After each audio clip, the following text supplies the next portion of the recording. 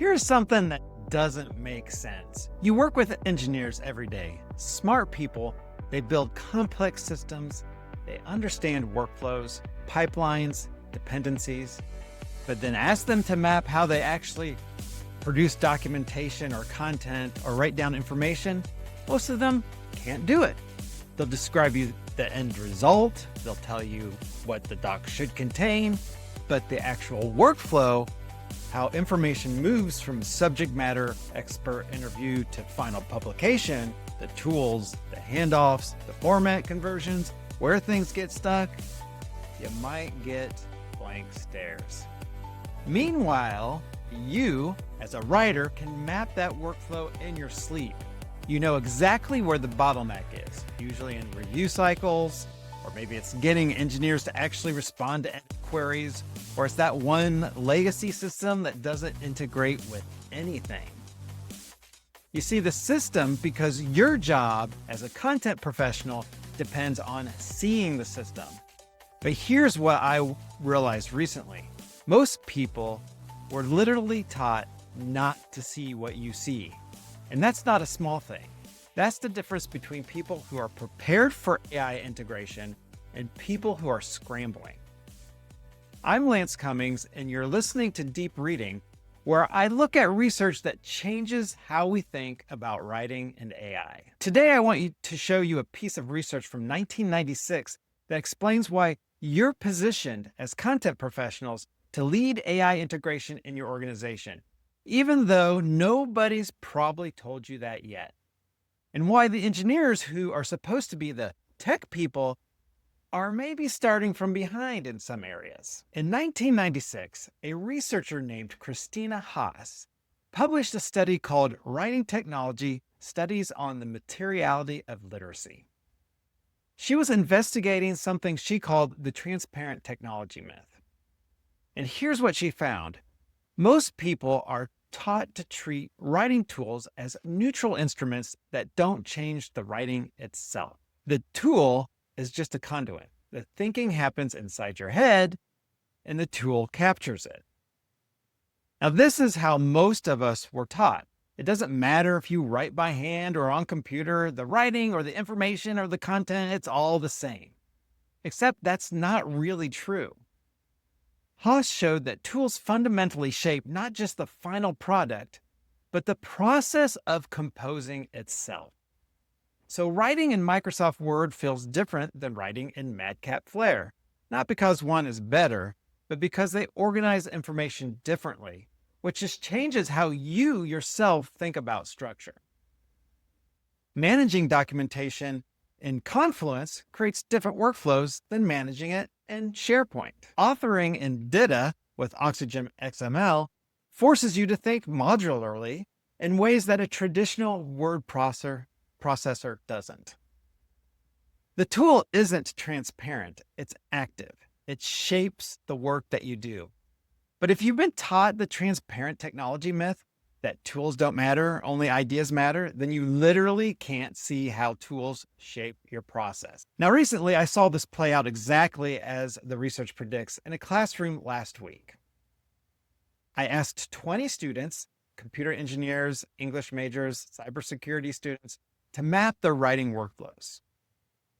The engineers were the most striking. These are people who live in version control systems. They can map a deployment pipeline in their sleep.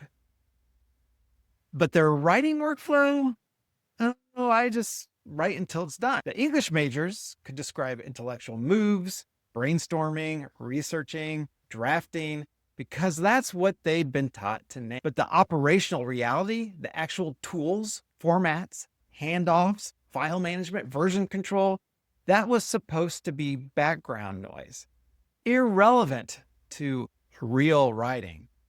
They couldn't map their workflows because they'd been taught not to see the tools. And this matters now because you can't integrate AI into workflows you can't see. Now, in 2020, two researchers, Lockridge and Yvonne Ittersom, published a framework specifically about writing workflows. They defined a workflow as, quote, the tools and the process used for a writing task, end of quote.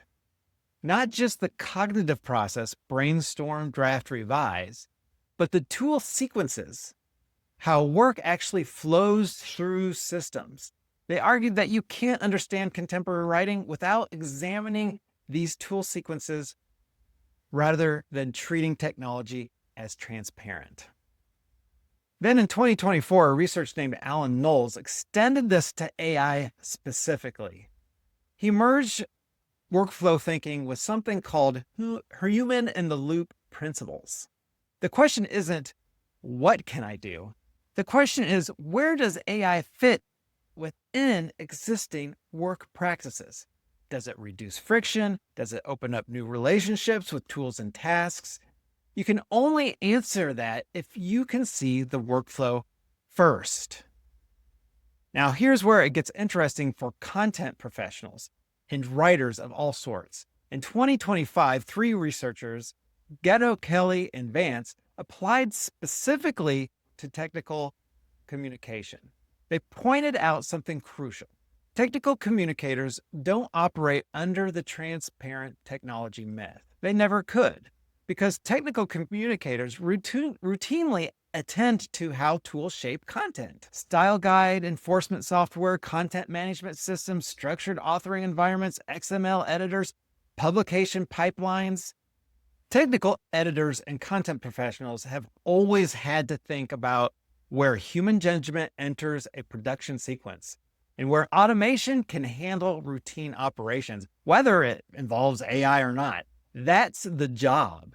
You can't manage content through production systems while pretending tools are transparent. So when AI shows up, technical communicators are already prepared.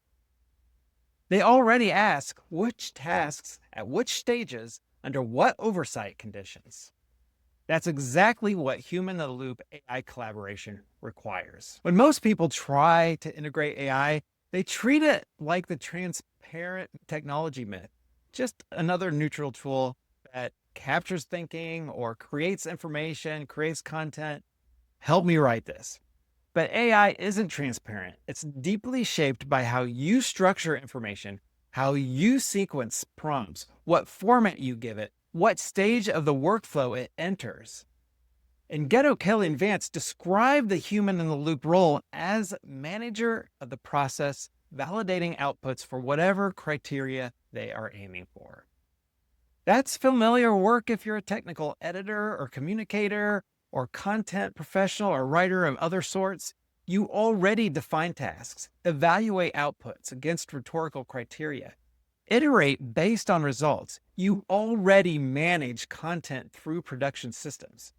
AI is just applying the same analytical framework you've been using for structured authoring, content management, and publication workflows. But here's where this research is going. Many writers can't map their own workflows because they weren't really taught to see the tools as shaping their work. But content professionals, especially technical communicators and editors, we've been trained in different ways through experience. You've always had to see the systems. You understand that tools aren't neutral. They shape how information flows, where friction happens, what's easy and what's hard.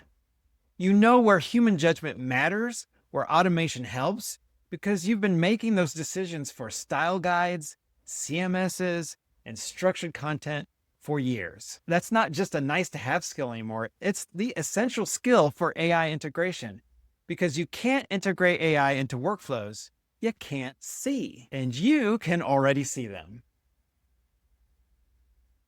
So the panic narrative that says AI is replacing writers, we can calm down a little bit. The research suggests something different.